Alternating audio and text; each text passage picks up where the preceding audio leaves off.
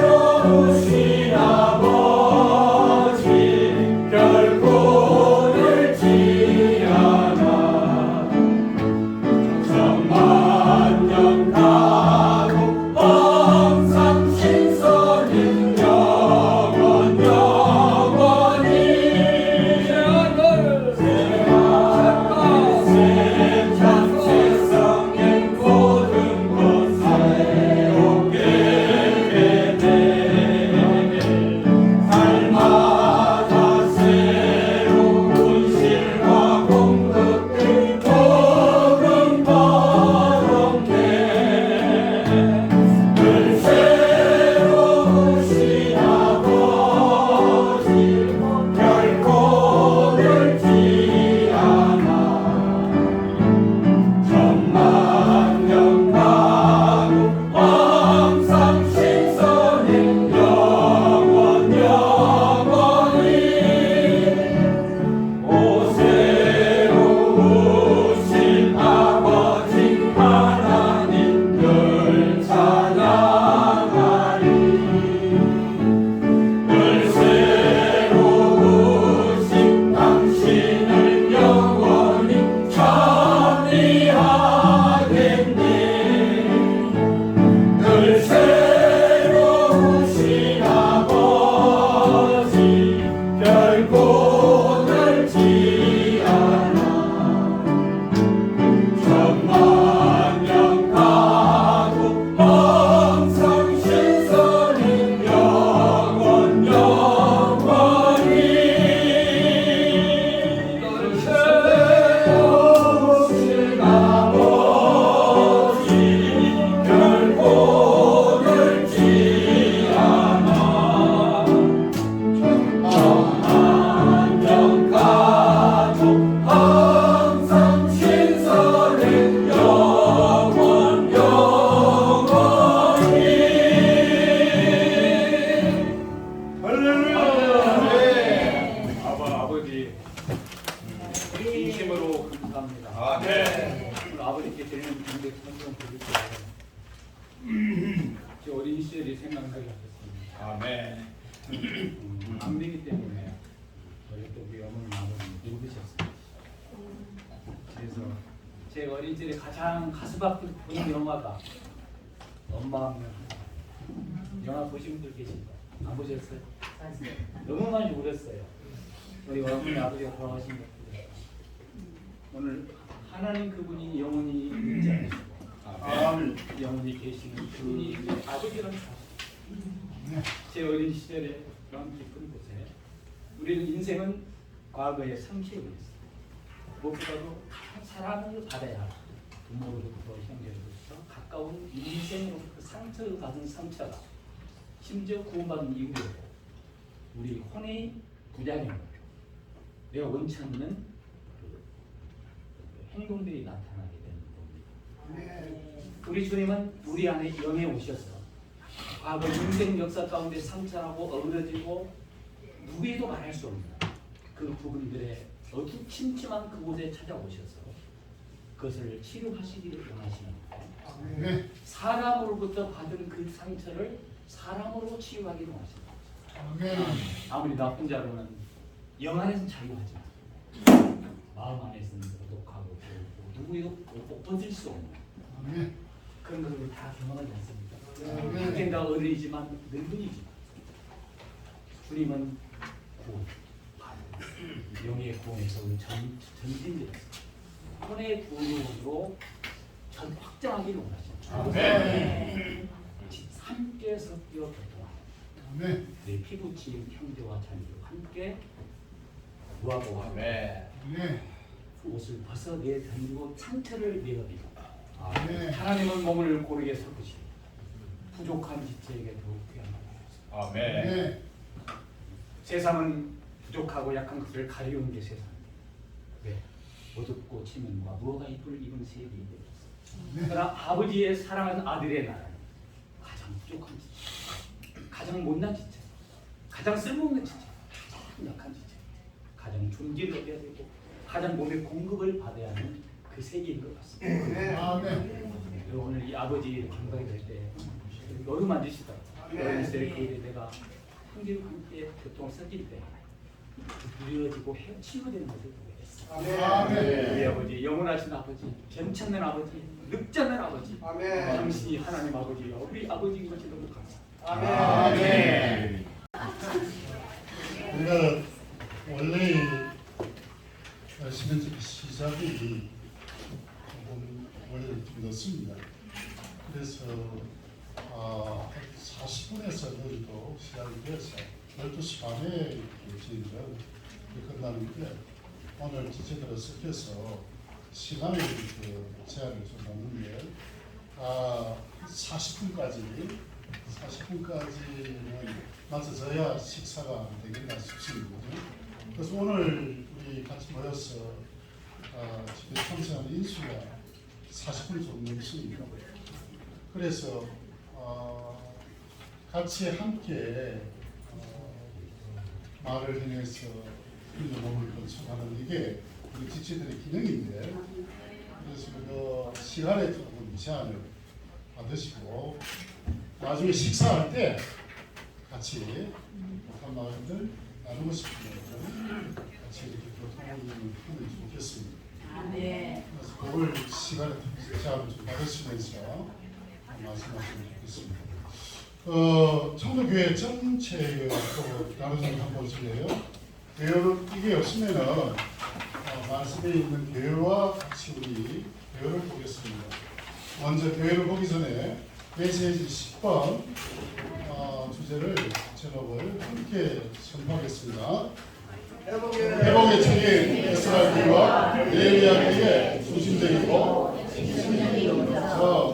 주님의 동안에서의 합당하고 적절한 인도 교회로 가겠습니다. 교회를 하나님의 영원한 경륜 안에서와 주님의 동안에서의 인도 직분은 영적인 영향이 됩니다. 인도 직분은 공식적이거나 영구적이거나 조직적이거나 개혁적이지 않다입니다. 신약 사역에서의 인도 직분은 공유한 감사를 가진 인도 직분이 아니라 하나님의 영원한 경륜이라 소개하는 감사를 가진 인도 직분이다. 사도 바울은 내가 해석한 그의 삶을 거스르지 않고 라고 선포했다. 회복의 책임 에스라기와 네헤미야기의 중심적이고 핵심적인 것을 합당하고 적절한 인도주권이다. 그렇습니다. 에스라기와 네헤미야기는 회복의 책임입니다. 에스라기와 네헤미야기를 왜 회복의 책임이라고 부르는지는 안에 에스라기와 네헤미야기를 보면은 에스라기에서 회복은 바로 하나님의 집을 회복하는 것이었습니다. 역대하에서 마지막에 거기서 보면은 바벨론의 느부갓네살에 의해서 하나님 집의 성전과 성전을 보호하고 있던 예루살렘 성벽이 회파됩니다.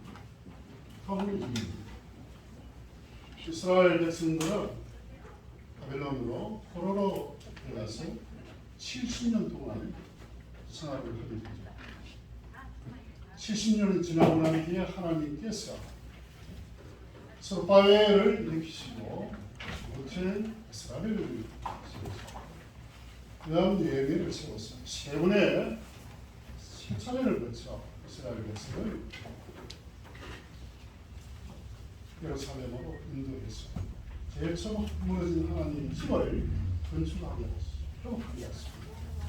하나님의 성전은 성벽이 있어야 보호하고 보존이 되죠. 그래서 네헤미야를 통해서 하나님의 성경을 예루살렘의 성을 다시 회복하는 재건축을 합니다. 그래서 에스라기와 네헤미야를 회복의 책이라고 불리는 겁니다. 이 에스라기와 네헤미야에서 중심적이고 핵심적인 요점을 봐야 됩니다. 이 중심적이고 핵심적인 요점은 요 밑에 있습니다. 주의 회복 안에서 합당하고 적절한 인도 집권이다. 이게 딱 들어보면은 이게 무슨 말인지 쉽게 접근 안 될 때가 있습니다. 이 인도 집권에 대해서 우리는 약간 생소합니다. 그러나 에스라와 스룹바벨과 에스라와 이 느헤미야를 이어는 인도 집권을 가진 지도자가 있었기 때문에 하나님의 집과 성벽의 건축이 가능했습니다. 신약에 살아가는 신약의 사회 안에서 우리들이 회복이라고 합니다. 이 회복된 교회 안에서 생활하는 우리는 무엇을 보아야 하느냐? 바로 동일합니다. 스룹바벨과 에스라와 느헤미야가 했던 이 회복의 사례입니다. 참 실제가 바로 우리 여기에 있기 때문입니다. 네, 주님의 회복 안에서 했다고 특별한 인도 집회했는데 거기에 보면은 개요에서 결정을 하나씩 분명하게 우리에게 제시하고 있는 겁니다. 교회를 통해서 우리를 인도 직분안으로 인도 직분을 볼 수 있도록 인도하고 있습니다. 사회는 그렇습니다. 그래서 이 주의 회복을 할 때 이 회복은 그 개요에 나와 있습니다. 회복의 기회에 대해서 이렇게 회복은 이렇게 말하고 있습니다. 회복은 손상이나 손실을 입은 후에 정상적인 상태로 복원되거나 되돌아가는 것을 의미하고, 그 다음에 회복은 성경에 게시된 하나님의 원래의 의도와 표준으로 돌아가는 것을 의미한다. 그러면 이 회복이 되어야 할 필요가 있다는 뭔가 손상을 입은 겁니다. 구약에서는 하나님의 집과 성경이 손상을 입었지만은 신약에 있어서 저희들은 뭐가 손상을 입었나? 바로 하나님의 원래의 의도와 표준이 이러지 못하도록 손상을 입었다는 겁니다. 그것을 회복하는 겁니다. 그래서 뒤에 회복은 그렇습니다. 그 뒤에 연이어서 나오는 게 첫째, 모든 것이 그리스도를 회복하는 것. 두 번째, 그리스도의 몸의 하늘을 회복하는 것. 세 번째, 그리스도의 몸의 지체들의 기능을 회복하는 것. 그렇습니다. 이 세 가지 회복입니다. 그리스도의 몸이 바로 하나님의 집이요, 합대된 그리스도의 몸이 하나님의 왕국이요 집이기 때문에 그렇습니다. 그래서 동일하게 신약에서도 하나님의 집과 왕국을 회복하는 것입니다. 거기에 우리는 부름을 받고 현재 쓰이고 있는 겁니다. 아멘. 마지막으로 형제님께서 그러면은 우리에게 인도 직분에 사람 안에 있는 것이 아니고 어떻게 정의를 하고 있냐면은 사람 안에 있는 것이 아니고 바로 영원한 하나님의 경륜 안에 인도 직분이 있다고 했습니다. 하나님의 경륜에 대한 이상이 분명하면 인도 직분이 바로 그 안에 있다는 것을 보게 됩니다. 하나님의 놀라운 복에 계신 영원한 하나님의 경륜이 만약 우리가 없다고 하면 하지 못하고 그 감정을 우리에게는 인도 직분이 무엇인지 모른다는 겁니다. 그래서 사람을 따라가게 됩니다. 여기에 그 밑에 분들께서 우리 블로그에 등장하죠. 이렇게 말씀하고 있습니다. 나는 여러분에게 나를 따르지 말고 이 이상을 따를 것을 조언합니다.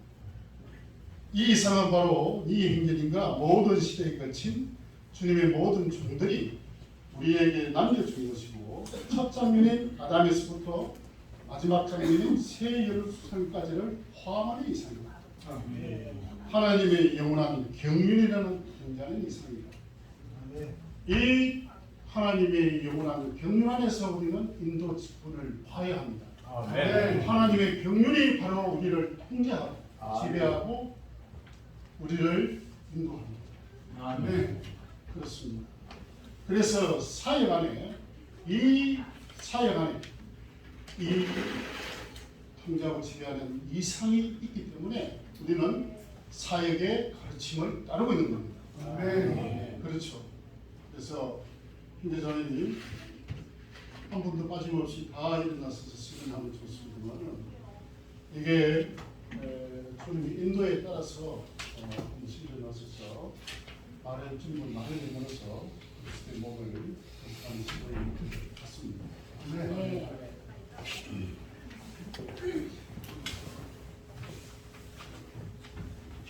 아멘.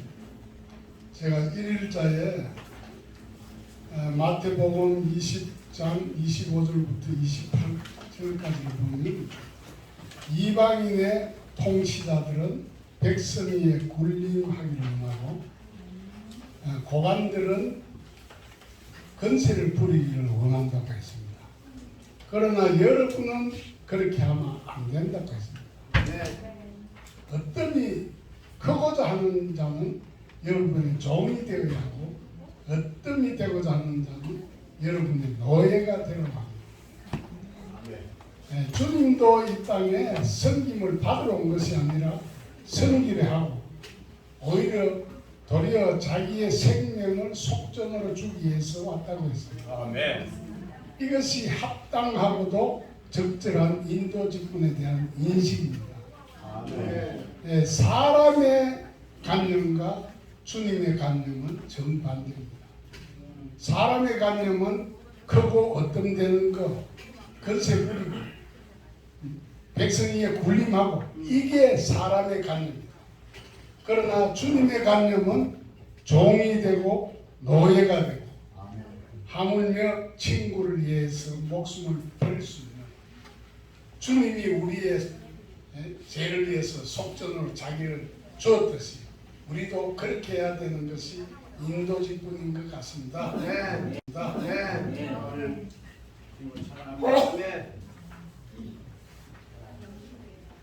주님의 회복을 위해서 먼저 군이 또 어디라고 그랬죠? 정주 경상계에서 오신 것을 환영합니다. 예스라기와 느헤미야는 이스라엘 역사서 중에서 성전 건축과 성벽 건축을 말씀하시는 회복의 역사를 기술하고 있습니다. 오늘날 이 신약 시대에 와서 우리는 주님의 회복의 정식일 수가 있습니다. 주님의 회복은 먼저 세 가지를 아까 형님께서 말씀하셨지만은 첫 번째는 그리스도의 회복인데 이 그리스도께서 육체 되시고 포함되시고 강화되시고 그분이 충만한 사역을 위해서 우리에게 실제 되시고 생명 되신 그리스도를 회복하는 것입니다. 두 번째는 교회를 하나로 회복하는 것입니다. 처음 출발은 우리가 하나였지만은 세월이 지남으로 해서 자꾸만 도태되고 여러 갈래로 나눠졌습니다. 이것을 우리는 하나로 회복해야 되는 것입니다. 오늘날 우리에게 주어진 책무입니다. 세 번째는 주님의 회복을 위해서는 각 지체로 기능을 회복해야 됩니다. 이것은 몸의 건축을 위해서 반드시 필요합니다. 주님께서 원하시는 것은 그분이 표현을 나타내기 위해서 하나의 교회를 원하십니다. 그 교회의 표현을 위해서는 우리의 각 기능이 회복돼야 합니다. 이 세 가지를 우리가 주님의 회복의 입장에 본다면 우리의 이런 스킨과 우리의 말씀의 나음과 그분의 말씀이 충만하면 참 이루 말할 수 없이 충분시켜야 됩니다. 이 주님의 회복을 말씀할 때 저는 이 우리가 살고 있는 지금 교회 생활하고 있는 것을 간이 이제 말하고 싶은 것은 우리는 회복 교회다 이렇게 말하고 싶습니다. 왜냐하면 우리가 앞서 말씀하신 것처럼 정확한 단계를 거쳐서 하나님의 말씀을 전해서 내려오는 이 인도 직분을 가진 분은 회복하는 것이 없다는 것을 나는 분명하게 말씀드립니다. 왜냐? 우리 회복하는 인도 직분은 계급적이지 않습니다. 체계적이지도 않습니다. 그리고 상습적이지도 않고 그러나 지금 교파들을 보시면은 평신도 제도와 성직자 제도가 있습니다. 네. 이것이 주님의 회복을 방해하는 가장 큰 요인입니다. 회복이 무엇입니까? 사실은 앞에 두 번째로 빠졌죠. 원상 회복입니다. 하나님께서 처음에 사람을 만드시고 요한계시록에 그분의 마지막 결과물에 이르기까지 그분의 뜻을 우리가 분명히 알아야 돼요. 아멘. 우리가 이 이상을 보지 못한다면은 회복을 떠납니다. 교회 회복, 우리 교회 생활하면서 떠난 분들은 이 이상을 보지 못했기 때문에 교회의 회복을 반드시 봐야 돼요. 그렇지 않습니까, 여러분? 네. 우리는 이러한 그 회복을 위해서 전진하기 원합니다. 네.